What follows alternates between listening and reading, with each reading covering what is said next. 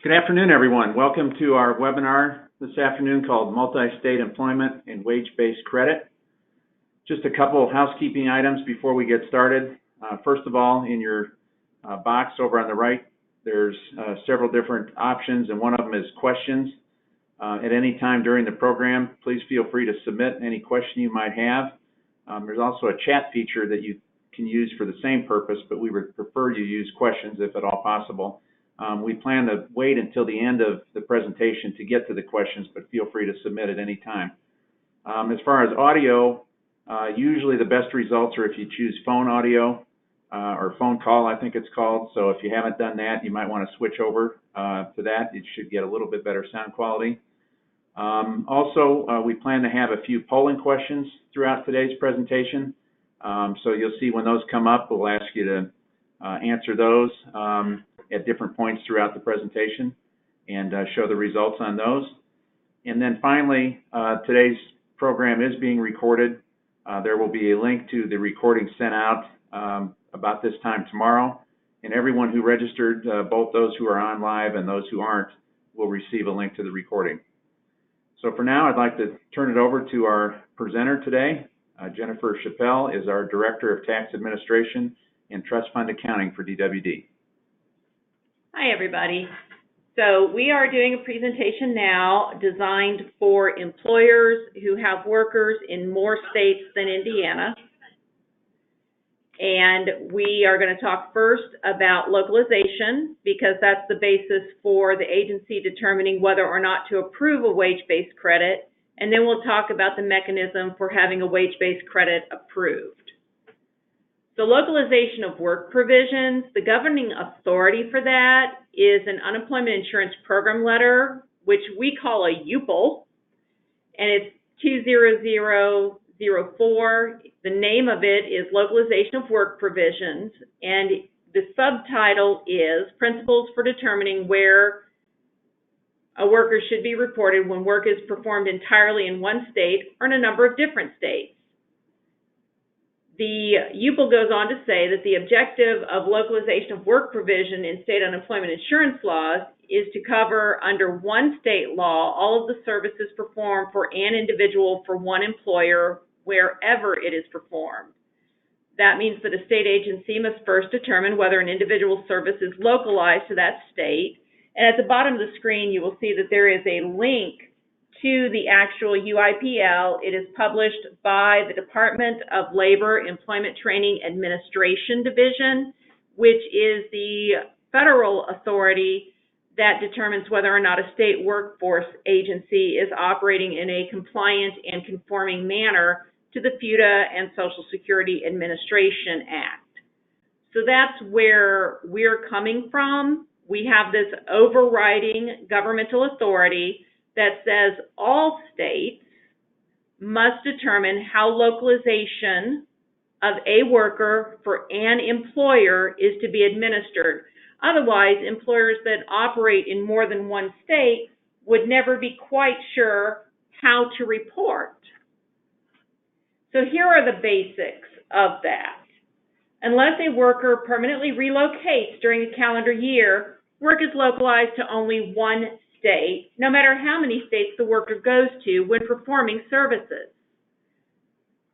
Work must be localized to Indiana to be covered employment in Indiana. Of course, there's always an exception. Unless the worker only performs service outside of the United States for United States business, some part of the work must be performed in the state where it is located and localized. If anyone on the phone actually has expatriated workers, be sure to ask a question using the question function, and we can talk about that at the end of the presentation. It's pretty unusual for Indiana to have workers that perform services totally outside of the United States for a business where localization is going to come back to Indiana, but it isn't unprecedented or unheard of. There is a reciprocal agreement, which was created in 1947 and amended in 1983 between all of the state workforce agencies which means all of the states, municipalities, protectorates that are covered under the Unemployment Insurance Act.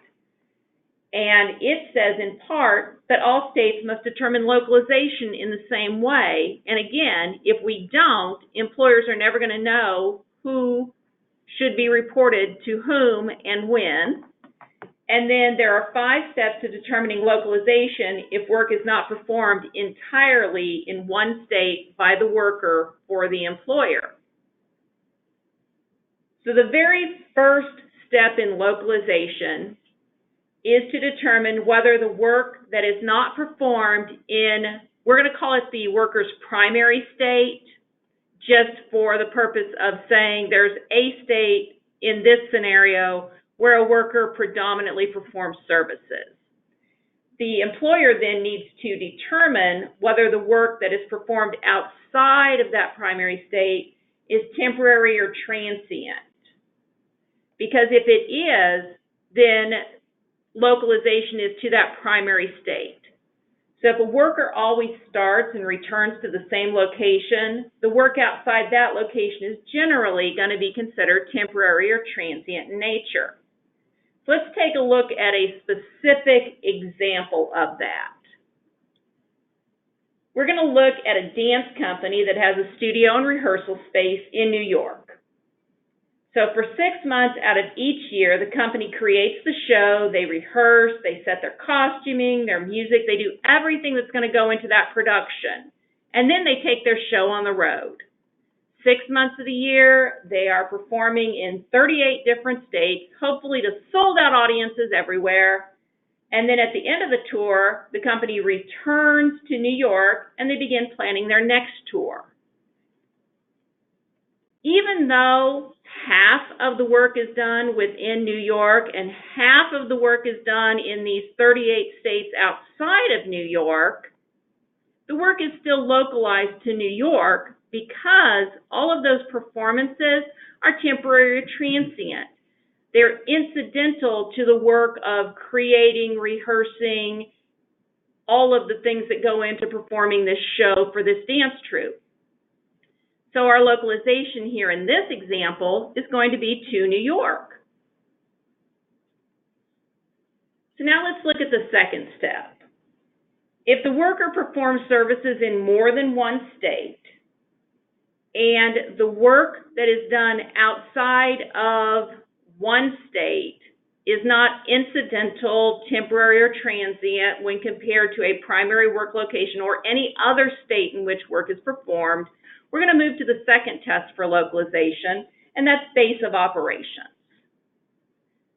A worker has a base of operation if they perform some portion of their work where they always either begin and end their assignment, or where they have a local hub, distribution point, location of business, the worker's home, national office, local office, regional office, someplace where, from the worker's perspective, they are based. So you might think of that as a home base, a headquarters.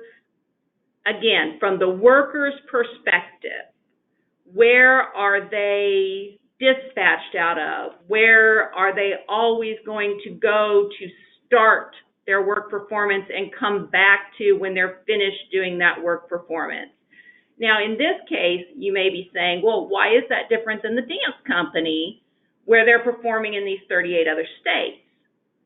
In this case, it's because the nature of the work that they're performing in more than one state is equally important. So in our dancers example, you cannot perform a show that you did not create. In our base of operations example, the work being performed is relatively the same everywhere, of the same importance, of the same nature, and therefore beginning and ending in the same place is going to be indicative of a base of operations.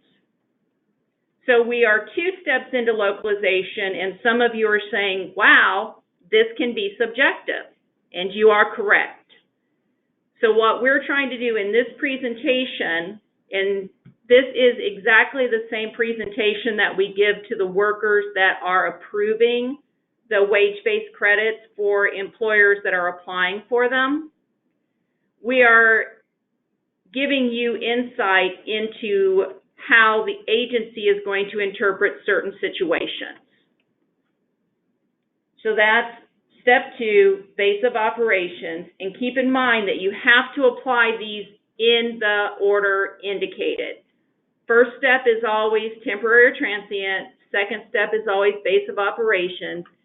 In the event that the worker performs services in more than one state, and the work cannot be either classified as temporary or transient, and the worker does not have a base of operations, we're going to move to the third test. And the third test is direction and control.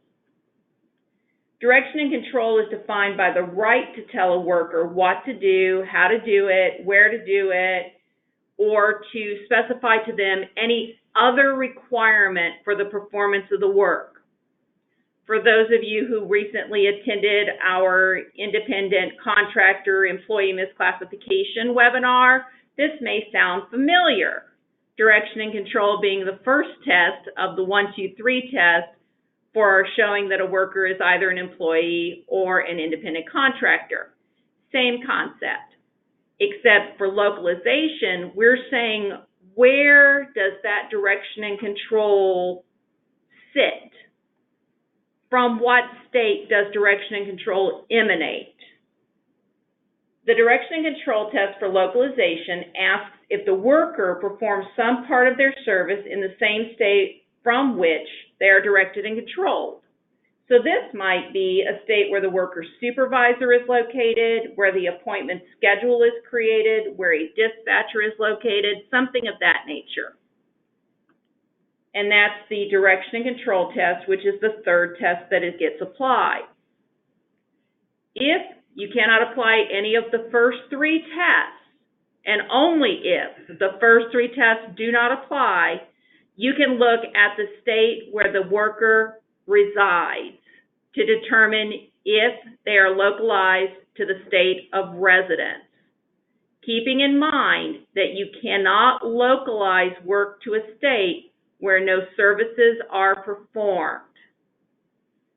So if we have not been able to determine that the worker is localized because the work is temporary or transient, I know I'm being very repetitive, there's not a base of operation, there's no direction and control, that's when we look to the state of residence. And I know that our agency knows from looking at wage-based credits and some issues that have come up through our field audits and our wage investigations and other interactions that we've had on a one-to-one basis between a worker, their monetary claim for unemployment benefits, and and the employer of that worker. This one gets applied out of order more often than any of the others. Many employers will report a worker to the state of residence thinking that they report both withholding and unemployment to the same state when the worker is not actually localized to that state of residence. In many cases where we've had to have an audit finding or a wage investigation finding of improper localization in both directions, whether we said that the work was localized to Indiana and had been reported incorrectly somewhere else, or we said that the work was not localized to Indiana and had been reported in error, it's because of this state of residence issue. So be very careful that you do not localize to the state of residence unless, 1, some work is performed within that state, and 2, the first 3 tests for localization are not applicable to the worker. Finally, the UPL provides that if none of the localization tests can be applied to the worker's relationship with the states in which they perform service, that the worker, the employer, and all of the states in which the worker performs services can make what is called a reciprocal agreement. A reciprocal agreement just says that based on all of these factors, we have decided that the work is going to be considered to be localized to a specific state. A reciprocal agreement is null and void if any of the other 4 tests for localizations are applicable. I am in my 17th year with the Department of Workforce Development, and I can tell you that at this time, Indiana has no reciprocal agreements with anyone for any worker, because it is difficult to find a work situation where one of the other 4 tests for localization is not applicable. Reciprocal agreements do exist. They're very rare, though. When correctly executed and applied for, they are extremely rare because the other 4 tests are very robust. So we have some actual examples where we're going to just give you some facts that the agency uses to train our staff on localization. And this is where our polling questions are going to come in. So we've got a worker named Eugene Multistate, and he's employed as a full-time IT professional for Big IT Inc., which is a Delaware company. Eugene lives in Indiana. Eugene installs and updates proprietary software credentials created by Big IT in a 5-state area, which includes Minnesota, Kansas, Illinois, Indiana, and Ohio. Eugene was required to attend his initial orientation, to take annual certification classes, and to attend software update meetings no less than once per quarter at the Big IT regional office in Chicago, Illinois. Eugene receives his work assignment from a corporate scheduler in Boise, Idaho via email. Your first polling question is, where is Eugene's work localized? And we'll give you a few minutes to answer that question, and we'll see if the training we've provided so far was robust enough that everybody correctly localizes Eugene. Yes.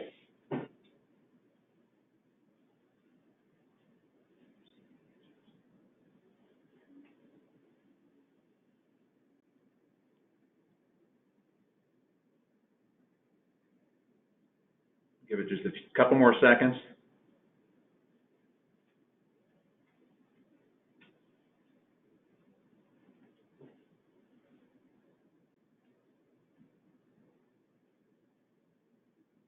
All right, let's go ahead and close it. All right, so Dave, what did our participants think? See here.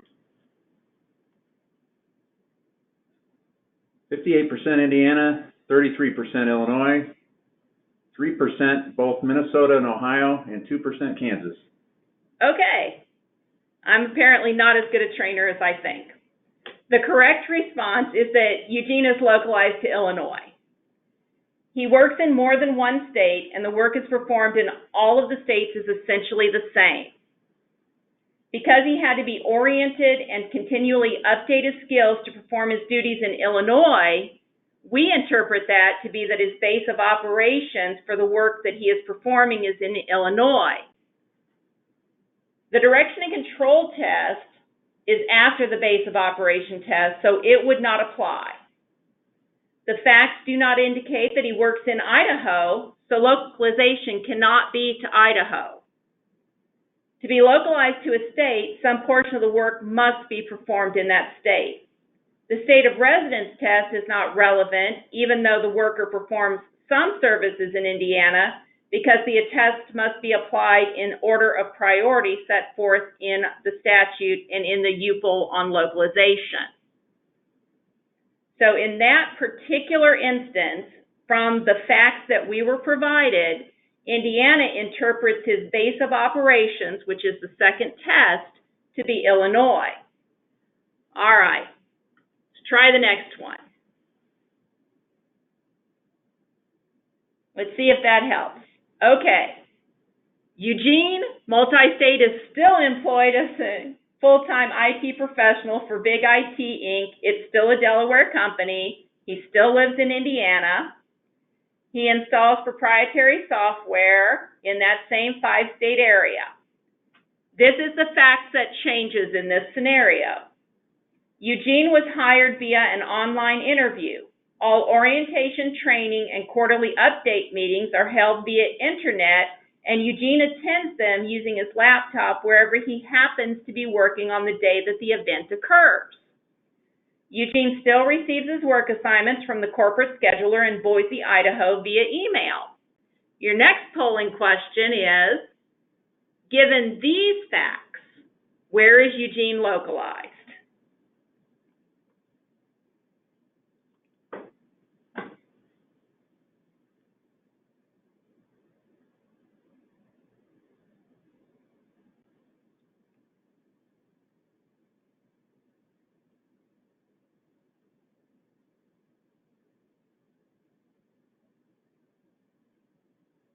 Votes are coming in quicker this time, so we'll give it about another 10 seconds.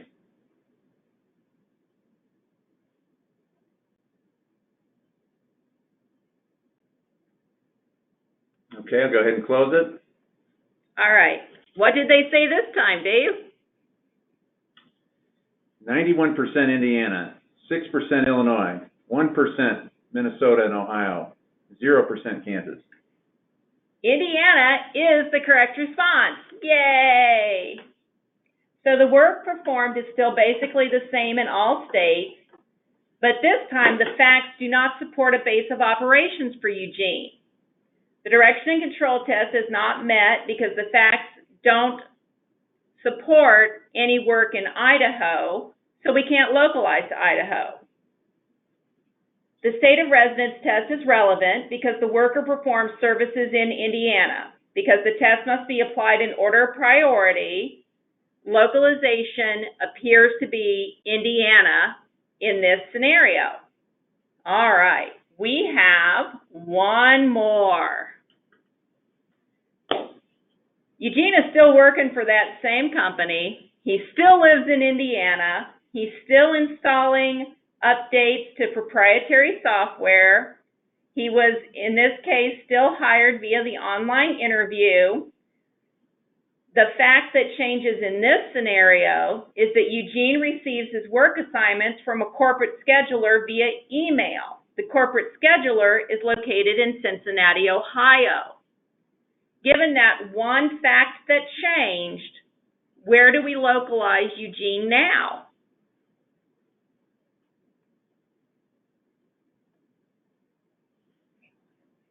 Okay, here we go.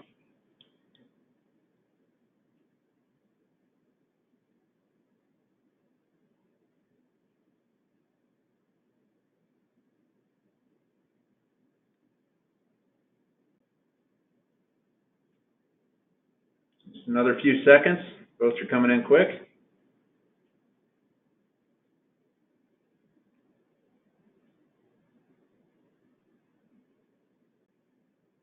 All right, I'll go ahead and close it.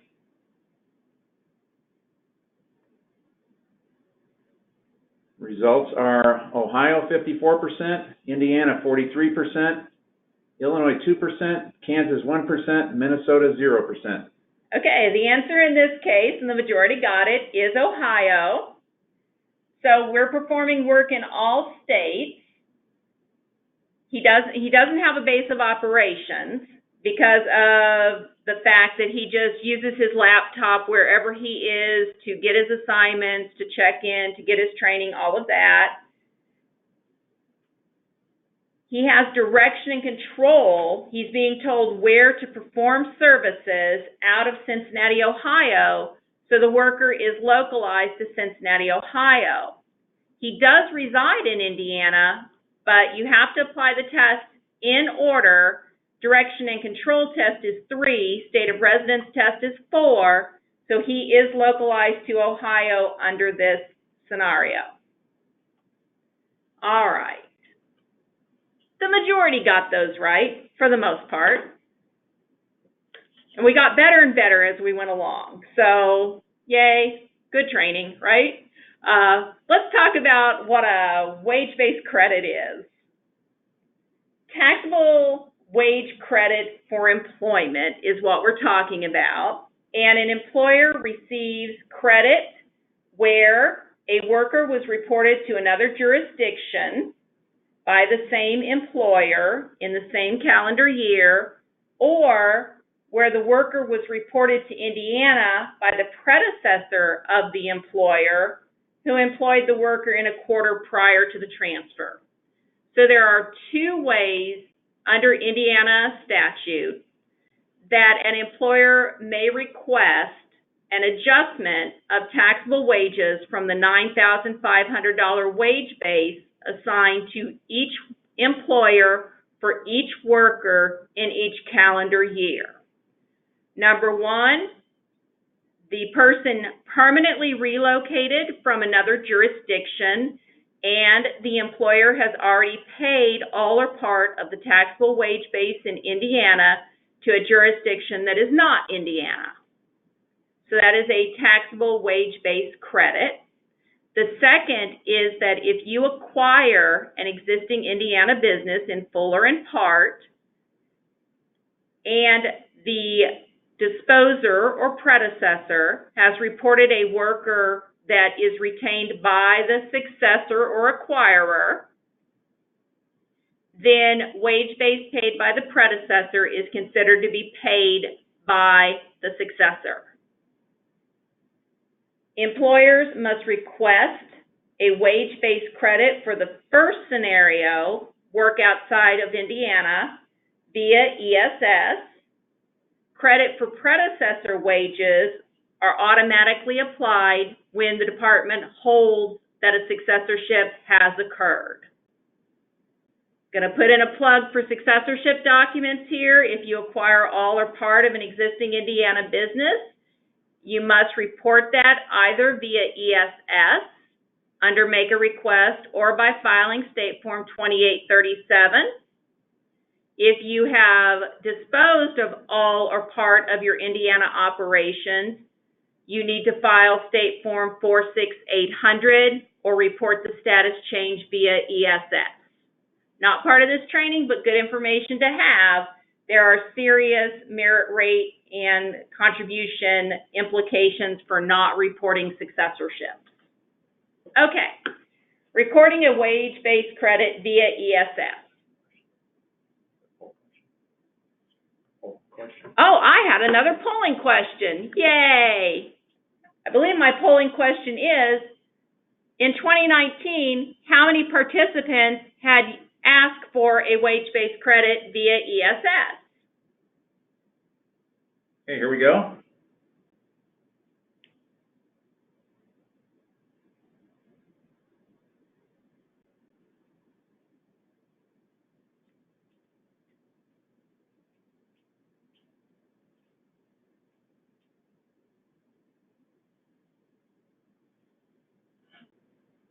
Another few seconds.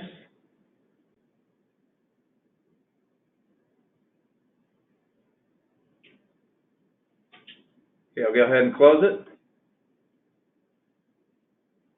All right, so how many of our participants had used ESS to ask for a wage-based credit in 2019? 31% yes, 69% no.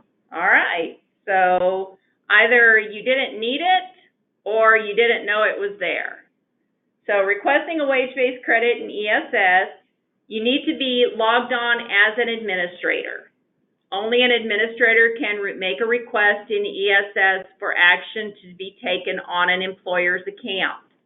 Wage-based credit is requested at the individual employer level, and it is under the Make a Request menu. So you will click on Make a Request, you will click Penalty and Interest Waiver, and then from the first screen, which looks like the screen you're looking at now, go over to the right-hand side and click the little Add Waiver and the plus mark. Everybody see that on the screen? Okay. So once you have added a waiver, the next screen that you're looking at pops up. So we'll say request a waiver, Fields marked as an asterisk are required. In addition to the wage-based credit, you can use this screen to ask for a waiver of late payment interest, late payment penalty. The first thing at the top with an asterisk is liability type. When you click liability type, it's going to say UI reimbursable or UI tax. If you need a wage-based credit, you are selecting UI tax. Only 501c3s and governmental entities can select UI reimbursable. After you have selected UI tax, it's going to ask you what waiver type you need. Your options are penalty, and that's the 10% penalty for late filing payment of your quarterly report. Interest, that's the 1% interest that gets assessed on outstanding contribution, or wage-based credit. When you select wage-based credit, the entire screen changes and this giant orange notice box pops up in the middle that says, in general, employers should report a worker to only one state per year. An employer will report a worker to more than one state only if the worker permanently relocated to a different state for the same employer during the calendar year. You must file a separate request for each worker and quarter and year where you have been assessed contribution for a worker and need a credit. Please see the Employer Handbook for additional information on correctly reporting workers that perform services in more than one state. And the section header in the Employer Handbook is called Multi-State Employment. Immediately underneath the giant orange box is prior state gross wages. This field allows only 6 numeric digits before the decimal point and 2 numeric digits after. We are asking you to please tell us what the total gross wages of the specific worker were that you reported to a state other than Indiana. Immediately under prior gross state wages, you will see that there's a box that says wage-based credit. That's not an editable box.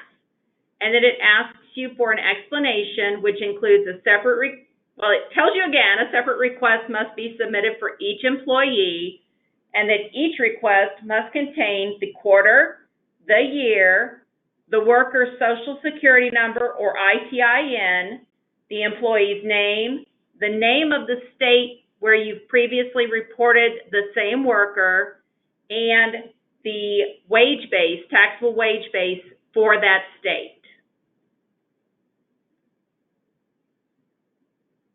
Once you've entered all of the required information, the system is going to ask you to please request the adjustment by certifying that the information that you have provided is true to the best of your knowledge and belief. And then you click the blue circly thing that says Request Adjustment. Once you've done that, it is submitted to a worker here at the Department of Workforce Development. If all of the information is contained in the box, the worker will still reach out and ask you to certify the reason that you need to get a wage-based credit. If you answer, the worker permanently relocated from State 1 to Indiana, they will probably approve your credit. If the answer is, the worker performs services in 5 states, so I report all of their wages in the state where they're performing services, so I always need a credit because I report them to all of these many other states, Indiana will deny your request for credit because you are not localizing according to the provisions of localization UPL that we spent a lot of time discussing earlier in this presentation. There are only 3 things that can happen when someone asks for a wage-based credit. 2 of them are that DWD will deny the request.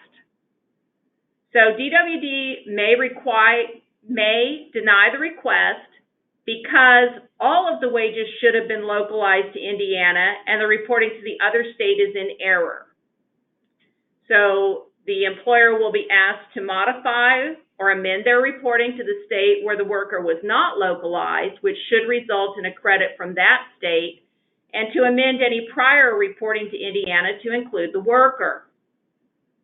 The agency may determine that the worker is not localized to Indiana and should be completely reported to a state that is not Indiana, in which case you will amend your reporting to Indiana, remove the worker altogether, and you don't owe anything to Indiana, so you don't need a credit. The third possible result is that the worker permanently relocated to Indiana in the middle of the calendar year, and that a wage-based credit is authorized because work is localized to Indiana beginning at the point in time when the worker permanently relocated. So those are the three results that you can get. All right. Now is your turn to ask me, through the question function, any questions that you have. I think we have one final polling question. Do you want to do that first, or do you want to get to the... Let's do questions and then do the final polling question. So there have been several questions come in. We'll go back to the beginning. So give me just a second. All righty.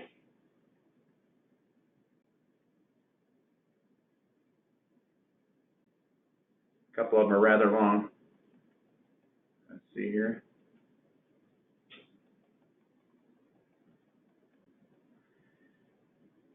Okay, if you have a worker that resides in a different state and predominantly provides services in that state other than Indiana, we would take out federal tax, we would take out the Indiana state tax based on the rate, then that person is what we are told can get credit for their state tax back to them, since we took out the Indiana state tax. Is that okay? That's a withholding question, not an unemployment question.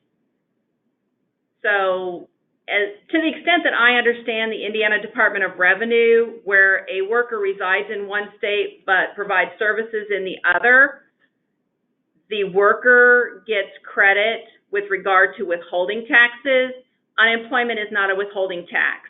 So you would want to talk to your withholding tax agency in your state or the Indiana Department of Revenue for that. This is only unemployment. That's the only thing that we have jurisdiction over. Okay, our next question. If we have an employee who comes to the headquarters to perform work a few times a week, but lives outside the state of the headquarters and works from home, would that be considered their base of operations? You would need to do additional analysis. So if they are a teleworker, and mostly they were hired to work at home, then traveling to the office might be considered to be temporary or transient in nature. So that would be different than Eugene's situation, where Eugene had to go to that office because he had required trainings, updates, that sort of thing. So this is where you get into the gray area. Teleworkers, for the most part, are localized to the state in which they perform their services. The only time that would change would be if they had some dispatch, some direction and control, or a base of operations where they were always required to return to that main office to get their instruction, to perform certain services, to learn their tasks. So it's weighted by the importance of the work. Sounds to me like the work going to the office is temporary or transient, incidental to the teleworking, so I would localize to the state where they're performing the teleworking services. Okay. I don't know if we can answer this one or not, but if we take out Indiana state tax for this employee, they can then show their state on their taxes. They do by showing Indiana state tax has been taken out, and then they would get the appropriate credit back to them for their state tax. That's withholding, so we're not going to speak to that. That's an Indiana Department of Revenue question. All right. Again, this is going back, no, not too far back. These tests apply to unemployment tax only, not state local income tax withholding, correct? That is correct. Yeah. Okay. Next one, this one's a little lengthy. We are based in Indianapolis, but hire union employees that work and live in multiple states. An employee may live in Indiana, work sometimes in Indiana, sometimes in Ohio, Michigan, Illinois, or somewhere else. The ultimate supervisor is in Indianapolis. Training is in Indianapolis at least once per year, and sometimes the worker comes here to pick up tools or equipment. Where should we report them? They typically don't want to file in Indiana. In that scenario, you have to analyze localization at the worker level. So your workers that perform some services in Indiana and get their direction and control in Indiana or have a base of operations in Indiana would be localized to Indiana. However, if you hired somebody to perform services solely in Wisconsin and they never perform any services in Indiana, you cannot localize them to Indiana. Where a worker performs services exclusively in one state, unemployment localization is always to the state where they perform services. So you can't, unfortunately, get a blanket answer. It's a per worker evaluation. Okay. We just hired someone who lives in Alabama. He will be traveling to various other states, Arkansas, Oklahoma, Texas, Missouri, for work 100% of the time. He will never be working in Alabama, which is his home state, or Indiana, our company headquarters, but he will be returning to Alabama in between projects. Which state should I assign him to? Okay. The worker lives in Alabama but performs no services in Alabama. Do they have a base of operations where they pick up materials, get their training, get certification, or anything of that nature? If so, work would be localized to that state as a base of operations. If that's not relevant, do they have a dispatcher, scheduler, or any other direction and control that comes from one of the states in which they perform services? If that's not applicable, and we know the state of residence is not applicable, that may be a situation where you would need a reciprocal agreement. But if the worker performs any required service in the state of residence, because you did say that they always return to Alabama, so if they do a job in one of these other states and then they're required to go home, create, and file paperwork, they are performing some service in the state of residence.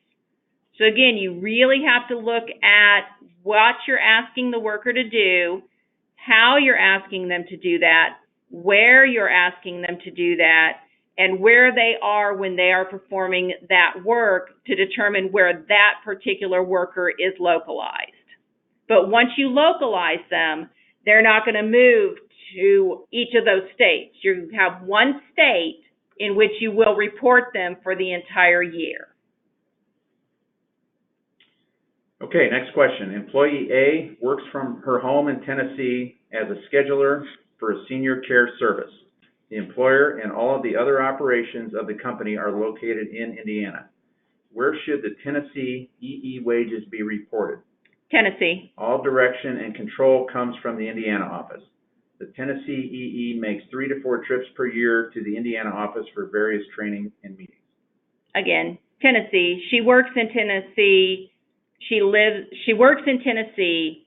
The work that she's coming into Indiana to do is temporary, transient, or incidental to the work you hired her to do. As a teleworker, she is most likely going to be localized to Tennessee. Okay. How often does localization need to be determined? For each job that the employee works at in each state? No, mostly localization is determined for the entire calendar year. So, because people's circumstances don't change. Only if you permanently relocate the worker, say for example, you move a product line from a manufacturing facility in Niles, Michigan to South Bend, Indiana, you would have a reason to relocalize those manufacturing employees from Michigan to Indiana. But if you just hire somebody to be a salesperson and you change their area, their sales area, and it used to have 5 states and now it has 6, as long as they have performed services in the state where you've localized them, normally you're not going to change that. So once you've localized them, you're not going to reanalyze their localization unless they stop performing services completely in the state to which they were originally localized. Okay, we are having difficulty determining localization for an employee that is from Ohio. Our company is located in Indiana. The employee does all of his work in Virginia. He does not do any work in Ohio or Indiana. If he does all of his work in Virginia, he's localized to Virginia. Okay. Our main question, again, not looking for wage credit, for we would have taken the Indiana state tax from the person who lives out of state, and that person then would get or request from their state credit for Indiana tax taken out for them. That's withholding, not unemployment. Do these rules apply to determining the state for state income tax withholding, or is it exclusive to determining the state for SUTA? SUTA only.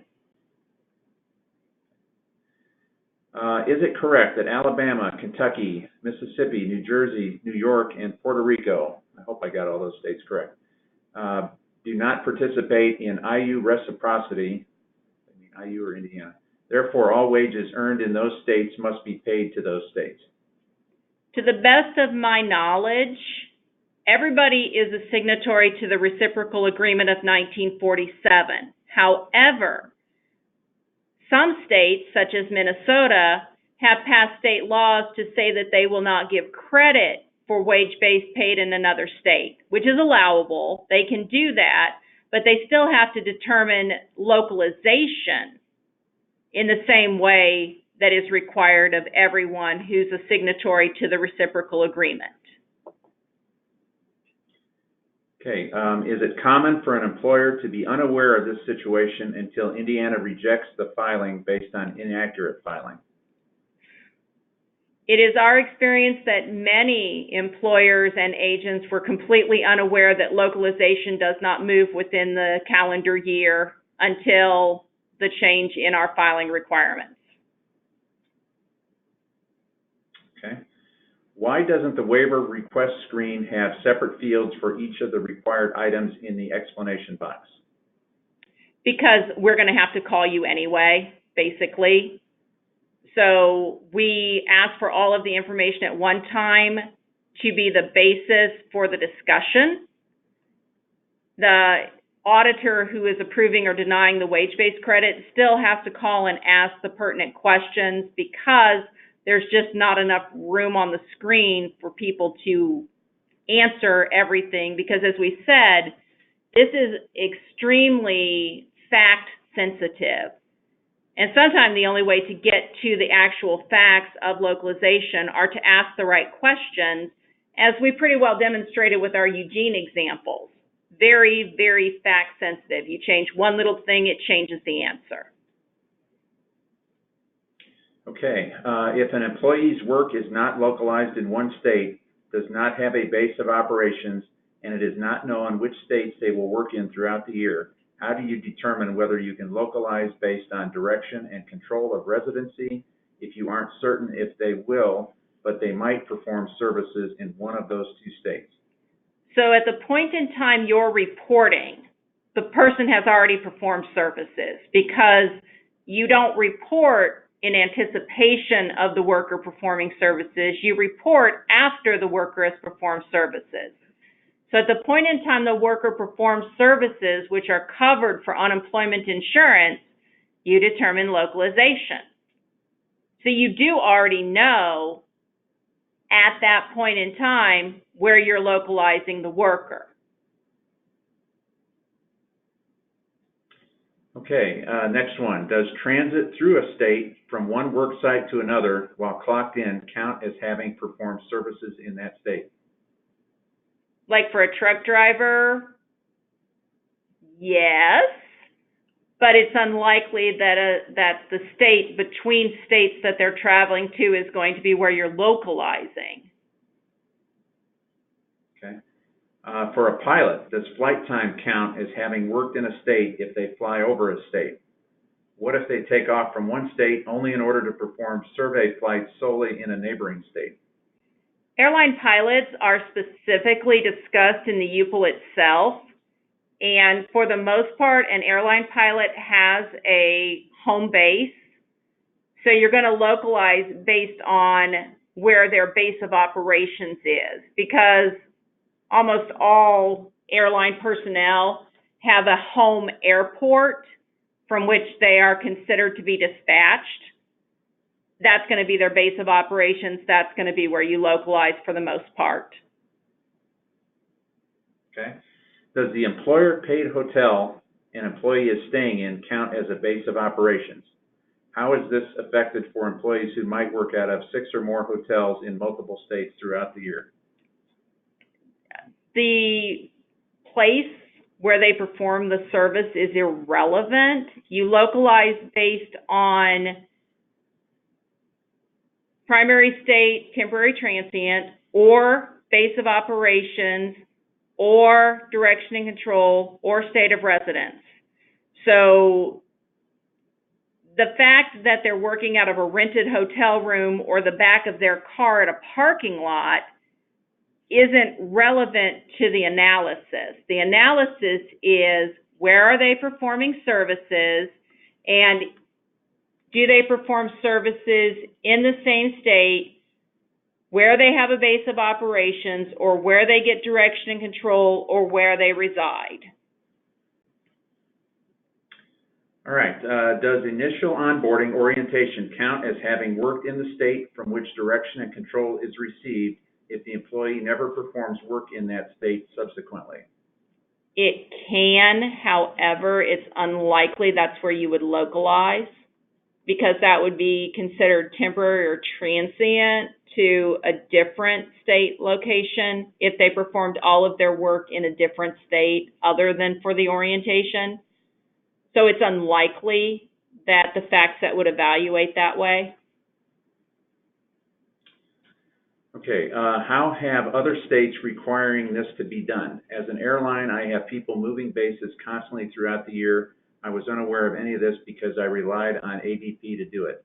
It doesn't sound like they are doing it for Indiana correctly. We can't speak to any specific agent or employer interaction with the agency. However, the localization of work provisions, that UPL that we referenced, which is a federally published requirement of all the states, has existed for a very long time, and it was reissued right after 9/11, when there was a lot of movement of people because their workplaces were no longer available, and also to incorporate the resurgence of teleworking as a employment methodology.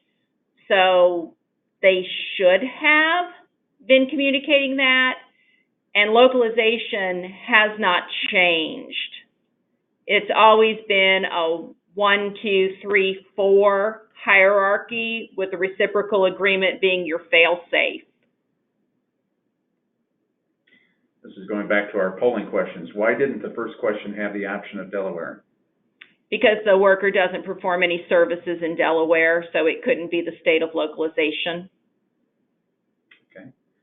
Next one, if the company is located in Indiana and the direction and control is coming from Indiana, but you have hired an employee out of a union hall in a different state to work in that state that they live in, do you pay the unemployment to that state? If the worker performs services exclusively in one state, you report unemployment to the state in which they exclusively perform services. Okay.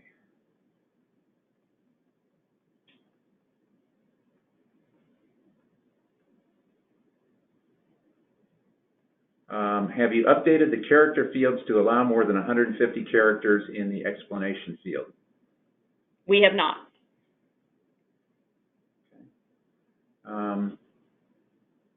How would my service provider submit my OOS wage employees? If you would like your service provider to file for a wage-based credit, you have to make them an administrator in ESS, and then they file that individually through the ESS request a waiver function. Okay, next one. If an Illinois company merges or absorbs an Indiana company, can the new employer get a wage-based credit from his state? You wouldn't get a wage-based credit, but you would get the predecessor credit that we discussed before, where wage-based paid by the predecessor of an acquirer is considered to have been paid by the acquirer. Okay. We are a government contractor. If we win a contract in Indiana that was under another contractor, can we get credit for what was paid already for the employees? To the extent that that DWD would consider that to be an acquisition of an existing Indiana business, yes. If it is not an acquisition under our law, no, because you are not the same employer. Okay. Next one, is the method of wage localization the method used for all states or just Indiana? It should be used by all states. Okay. An employee who resides in Indiana but worked in Florida and Tennessee. The home office is in Indiana and dispatch is in Tennessee. Should localization be Indiana, I guess? No, if the worker did not perform services in Indiana, they cannot be localized to Indiana. Okay. If you do not know what states an employee will work in during a calendar year, as it could vary, do you move on to step 2? No, you localize them according to the work they performed at the point in time that you first report them. Okay. Next one, if the wage-based credit is requested and we included permanent move date in the comments, will they still reject for more information? No, they won't reject for more information. They may call to verify, but they won't reject it. Okay. If we have multiple locations in multiple states, the employee resides in Illinois but travels to multiple locations in other states, corporate is located in Indiana, and schedule is made in Indiana. You have to do the analysis as to whether or not the work performed in other states is temporary or transient, and then from the worker's perspective, do they have a base of operations? If the work performed in every state is equally important, then look for a base of operations from the worker's perspective.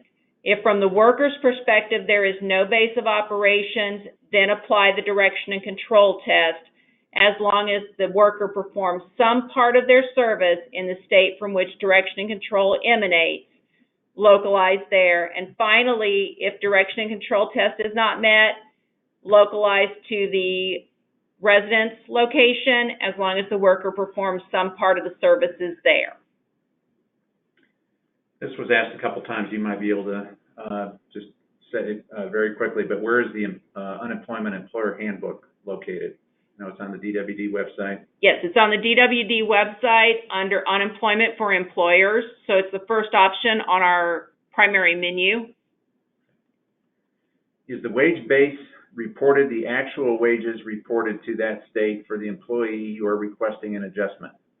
In the box that says you can only have this many digits before and this many digits after the decimal, that's the gross wages earned by the worker reported to the state that is not Indiana. I know we're at our scheduled ending time. We've got quite a few more questions. We can keep going for a little bit, or the questions can be answered offline. Well, let's do our polling question. Okay. Before we lose some people that had a hard stop at the hour. So you should have a polling question on the value of this training webinar experience.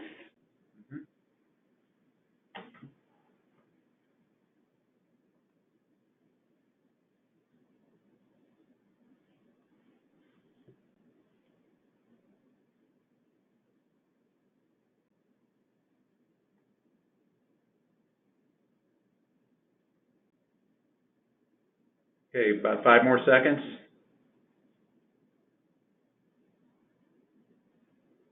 Okay, I'll go ahead and close it.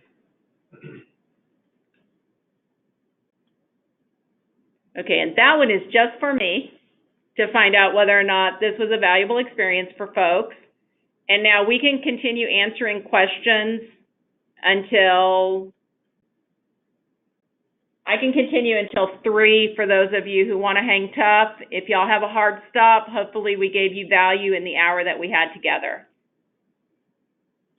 Okay, next one. Would I use a local general foreman or a higher regional manager for the direction and control?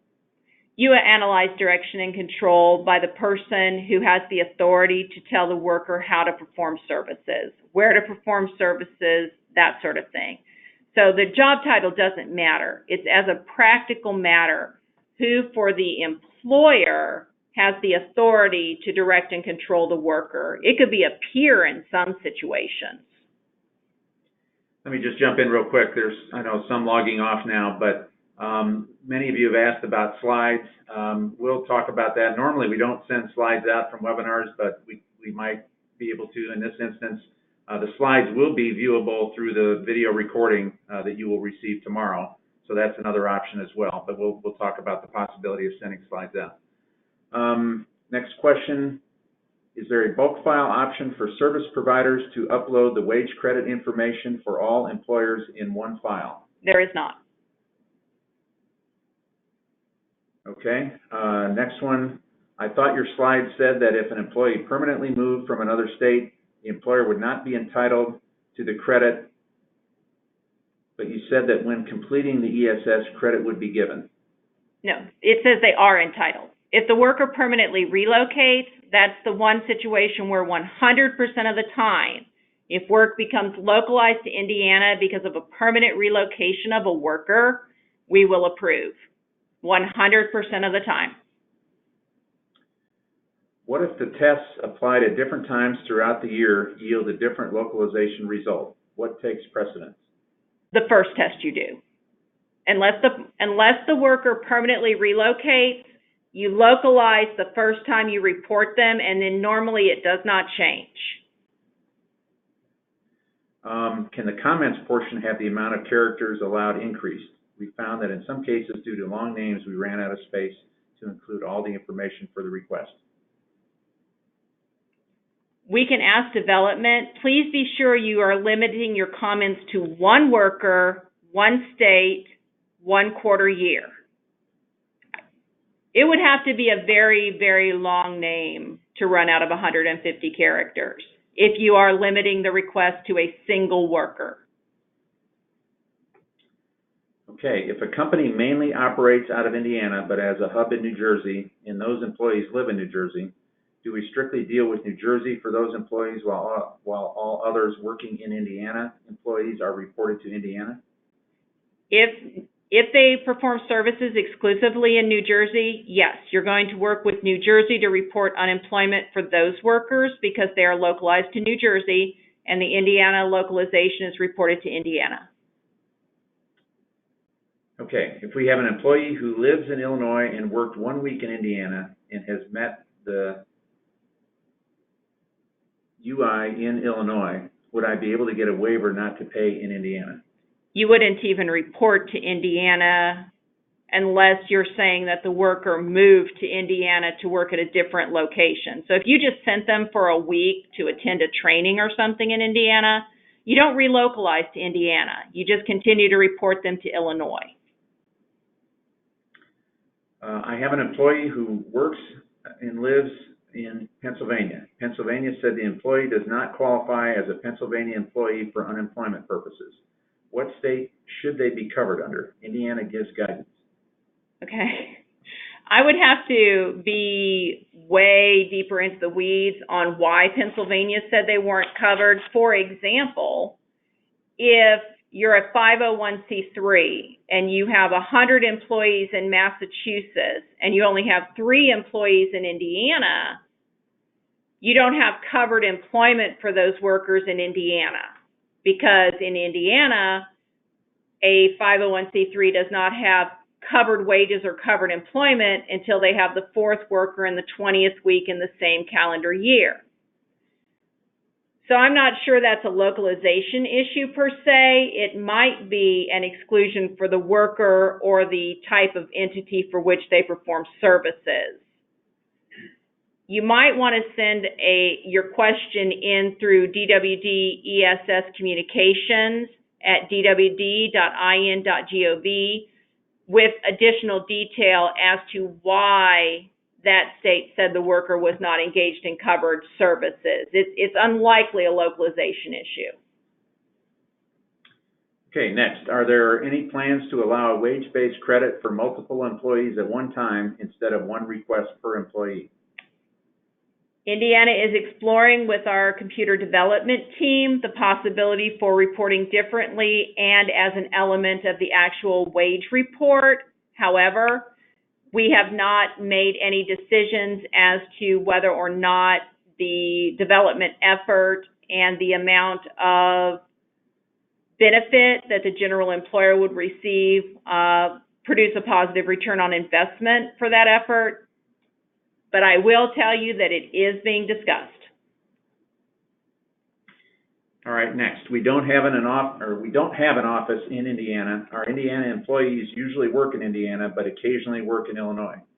They are directed by a foreman who may live in either state, but they are scheduled by a manager who lives and works in Illinois. Would I pay to Illinois?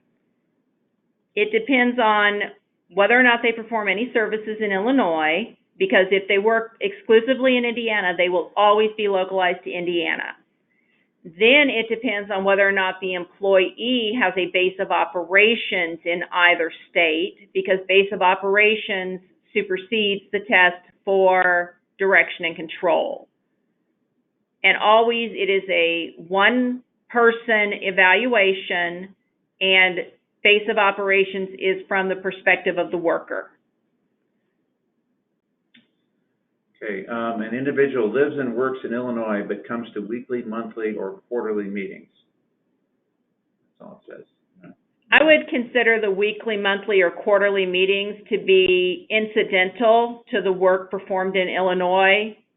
So I would say that they were localized to Illinois. And keeping in mind, each of these answers is based only on the facts that I've been provided. If there are additional facts, circumstances, remember our examples with Eugene, a couple of words here or there change the analysis.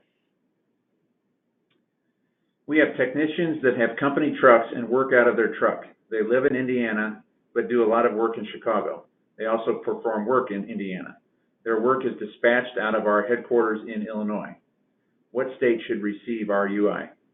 Depends on whether or not, from the worker's perspective, they have a base of operations.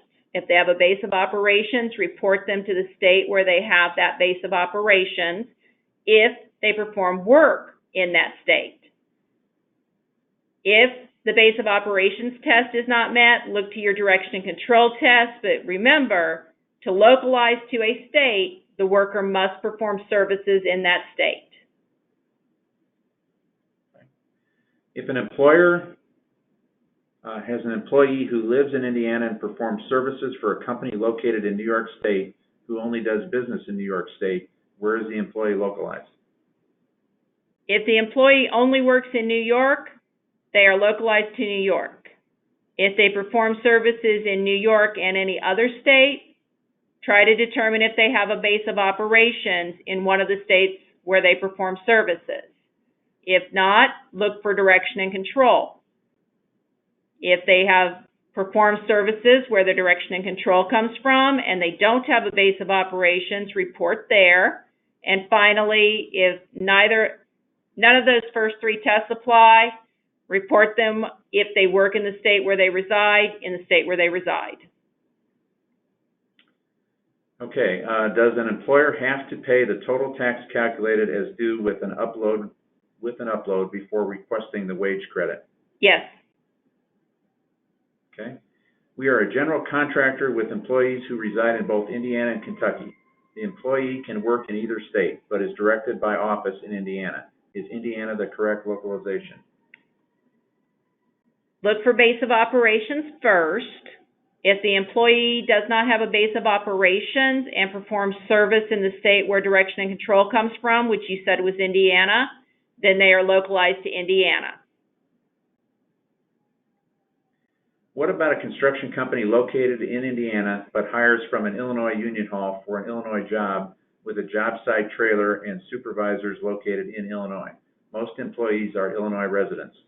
Remember, residency is not relevant to the analysis until you've looked at whether or not they perform services in more than one state. If they perform all their services in one state, work is localized to the state where they perform services. Then look for, from the worker's perspective, a base of operations.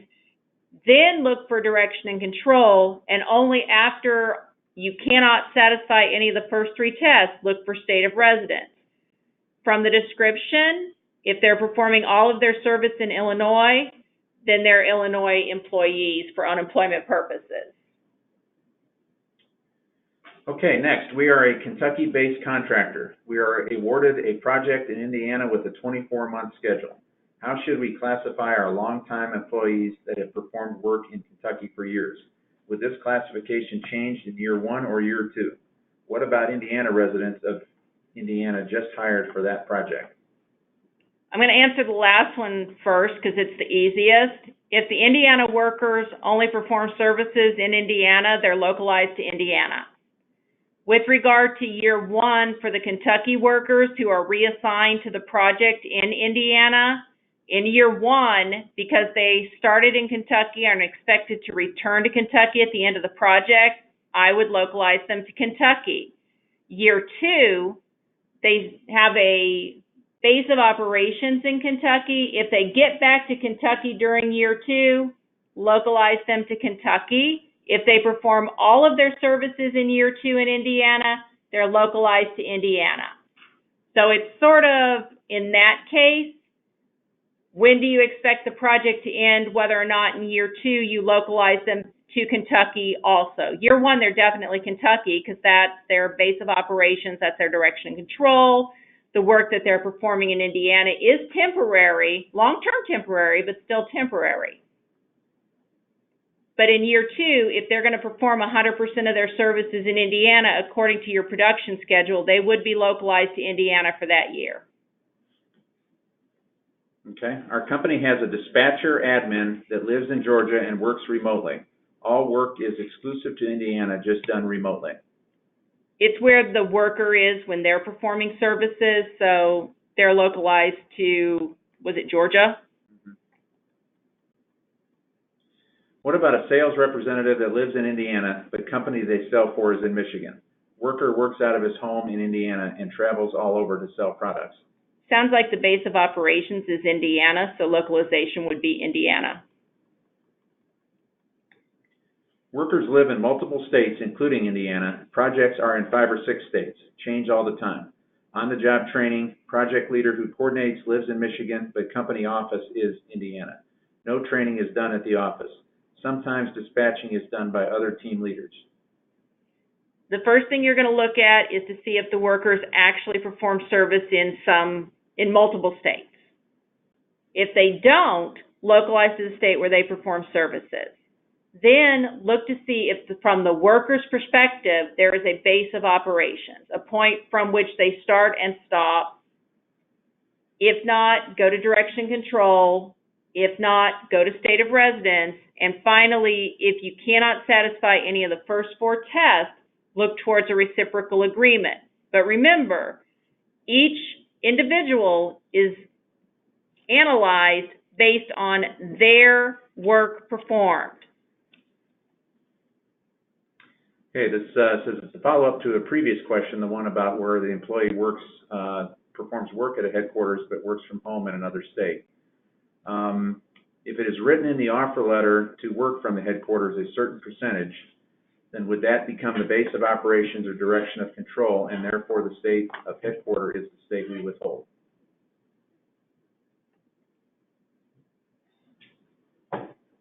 From the worker's perspective, is their work in Georgia their base of operations, the place where they are performing their work by contract, or is it not? Because that's going to be your deciding factor in terms of localization.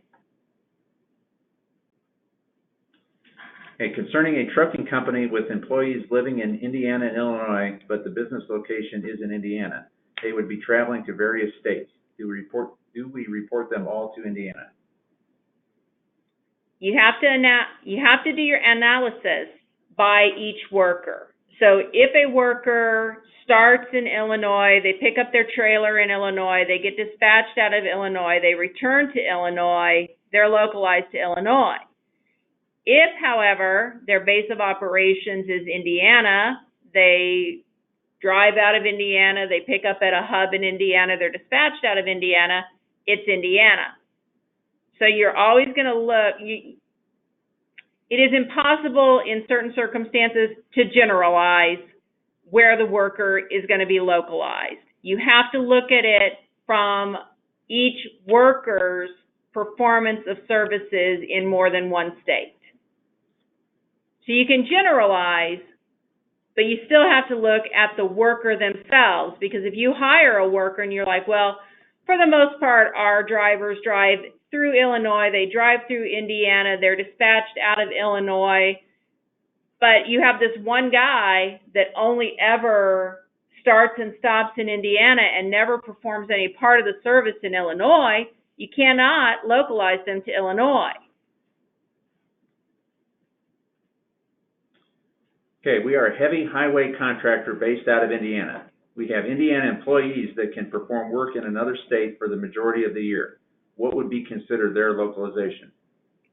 In general, if their base of operations is Indiana, the work outside of Indiana would be considered temporary or transient, so they would be based in Indiana. Again, look at each individual to make sure that they perform service in more than one state and that one of those states is Indiana before you localize to Indiana. But in general, from that fact set, any work that you're contracting somewhere else sounds to be temporary or transient, and the intent is for them always to return to Indiana as Indiana employees to perform services. If we have union workers who live in Indiana but predominantly work in Illinois, we pay unemployment to Illinois? That's the first question. If they then occasionally work in Indiana, but we have paid the full employment to Illinois, do we need to request a waiver to Indiana? You're going to localize to one state or the other, not both, so you wouldn't need a waiver from either state because you shouldn't pay any portion of the localization, any portion of the unemployment to the other state. So localize to one state or the other. Then determine if when they do go to Indiana to work, because they work in Illinois, when they go to Indiana, is it temporary or transient? Do you expect them to stay in Indiana or return to Illinois? If you expect them to return to Illinois, then they're localized to Illinois. So, but again, you can only localize to a state where a worker performs services. So if you ever have anyone that you're dispatching from Illinois, but they only work in Indiana, they're an Indiana employee. We have an employee who lives in Tennessee and works from home 3 weeks out of a month. 1 week a month they go on site in Alabama. Where would the unemployment be paid? Sounds to me like base of operations is, what was the first state? Tennessee? Tennessee. Sounds to me like Tennessee. Who are the parties to a reciprocal agreement? Employer and employee? Employer, employee, and the state workforce agencies in each of the states where the worker performs some part of their services. Okay. Since we don't have an office in Indiana and any work performed in Indiana is always scheduled by our Illinois office, would I always pay to Illinois regardless of where our employees reside? Residence is the fourth test, but working exclusively in one state is the first test. So if the worker only performs services in one state, report to that state. If the worker's base of operations is in a state where doesn't matter where the direction and control is, doesn't matter where they reside. If they have a base of operations, you perform services in the state where the base of operations is, that's the state you report to. Then go to the direction and control test, and only if the direction and control test isn't passed, meaning that the worker does not perform some part of the service in the same state where direction and control emanates, then you look at the state of residence. We are a staffing agency, and we have employees that live in Kentucky and work in Indiana. Would the SUI be Indiana? If they perform services exclusively in Indiana, yes. If we have questions in the future as to how to code a particular employee, where do we go for answers? You can send an email request to dwdesscommunications@dwd.in.gov. That's a group email box that's answered either by me or by one of my supervisors. When looking at direction and control, did you say they must perform services in that state also? To localize to a state, some part of the employee services must be in that state. Okay. For construction workers in multi-states per quarter, should you change pseudo-localization by job? No. What kind of timing is considered temporary or transient? It's not time-bound in as much as it is job-bound. So, for example, if I go to do a presentation at a conference in Washington, D.C., even if I'm there for a month, my work is that's still incidental, temporary, or transient. I have the expectation of returning here to perform my primary job duties.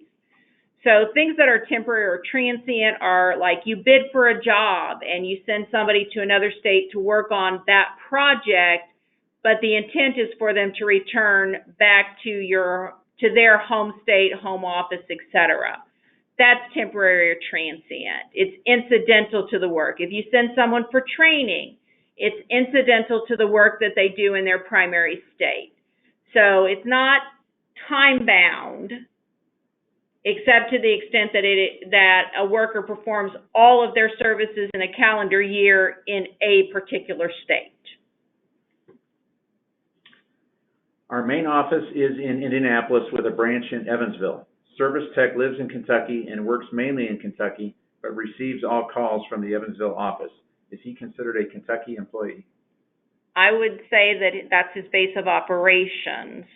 So if his base of operations is in Kentucky, so that's where he primarily works, that's primarily where you hired him to work, that's where he expects to work, from his perspective, that's his base of operations, that would be where he is localized. Okay. I work for a CPA office, so I have to set up unemployment in all these states if they have these types of employees? I don't understand the question. Sorry. You set up unemployment accounts for an employer where they have work localized. So if you're saying as a CPA firm, you work for an IT company or you have an IT company as a client and they hire teleworkers in 42 states, yes, you would have 42 different SUTA accounts for that company. Okay, if I have some employees that we moved their permanent location to Indiana in September and they have wages earned or worked in Kentucky prior to that, do we file for a wage credit if we have our payroll service report only the wages earned in Indiana for those quarters and then wages earned properly in Kentucky for that state's wage base? Yes, if you permanently relocated a product line in September and you moved workers with that product line permanently, then you would ask for a wage-based credit for each of the workers for whom you'd already paid all or part of the wage base in Kentucky. We are an Indiana company that actually has 6 separate companies. Our headquarters is in Indiana, but we also have 5 permanent locations in Alabama, North Carolina, Louisiana, Mississippi, and Georgia. The 5 companies are under a different federal ID number. We have employees from many states that work throughout the eastern half of the U.S. Annual training was in Tennessee this year. Would the employees be localized according to where their supervisors are located? Not necessarily. You have to do the base of operations test first, and for the work performed outside of the worker's primary state, the state that they were hired to work in, you have to determine whether or not the work performed in other states is temporary, transient, or incidental. Okay, our company is in Illinois. We hire individuals from each state to teach seminars. Is Illinois the base of operation, or do we pay unemployment for each employee based on where they live and teach the course? If they only perform service in one state, you have to set up unemployment accounts in the state where they work exclusively. If they work in more than one state, you need to look to see where their base of operations is. And then if they don't have a base of operations in the state where they perform some part of their service, you can look for direction and control. Again, some part of the service has to be performed there. Based on the way the question was stated, it sounds like they work exclusively in a state, so that would be the state to which they were localized. I work for a tax filing service provider and make multiple requests for different clients. Can I enter the localization information in the request so follow-up is not necessary from the agent working the request? DWD requires that the approver validate the information before approving, so it is unlikely that you would be able to circumvent that requirement.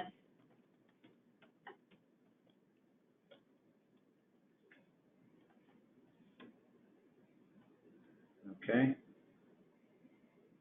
Have survey field employees who work all over the U.S. After each deployment, they return to their homes until they are deployed again. They do minimal work from home, receive and send emails and store items. Direction and control comes from headquarters in a different state. Occasionally, they travel to headquarters for training. Are they localized to their home state because they leave from and return there? It does sound like that's their base of operations, yes. Is it common for an employer to be unaware of needing to complete the credit request form until Indiana rejects the filing based on inaccurate filing? We have found it to be quite common. Okay. And by the way, we don't reject your filing. We accept your filing. We assess you based on the gross wages reported to the state of Indiana. So there's no rejection here that happens. Indiana accepts the report. They assess you based on the report. What you don't get is the reduction in the assessment for the taxable wage credit from another state. So I just want to make that clear. We're not rejecting anything. We accepted your report. You just had to pay more than you thought you should have to pay because you self-calculated a credit we have not yet approved and perhaps you have not yet applied for. Okay, probably have time for one or two more. How long does it take for a determination? I had a sell and buy of a business that took months. The payroll processing company charges fees for not having an Indiana DWD ID number. If the employer correctly registers indicating that they are an acquirer, the agency is committed to processing that application in the same quarter in which it is submitted. So the agency does not hold applications because you can't report if we haven't approved the application. The agency cannot hold a successorship until both the acquirer and the disposer have provided information to us. So my recommendation is that if you are an acquirer, especially if you do not already have an account in Indiana, that you be very aware that Indiana statute requires you to notify the agency in writing no less than 5 days prior to the intended date of acquisition. It is only when employers either fail to report as required or fail to timely report as required that delays occur. The most common delay in a successorship is where the acquirer indicates that they acquired part or all, and the disposer indicates the opposite answer. So the acquirer's like, oh, I got all of this company, and the disposer's like, they got 10% of my company. because the agency has to then do additional fact-finding. So I can tell you that we resolve 75% of all requests within 45 days. Well, we're at 3:01, so. All right. Thank you all for hanging on. If you have any additional questions, please use that email box. It is, again, dwdscommunications@dwd.in.gov, and we normally get those answers back within 2 business days. Okay, with that, we'll conclude today's webinar. Thank you and have a good afternoon.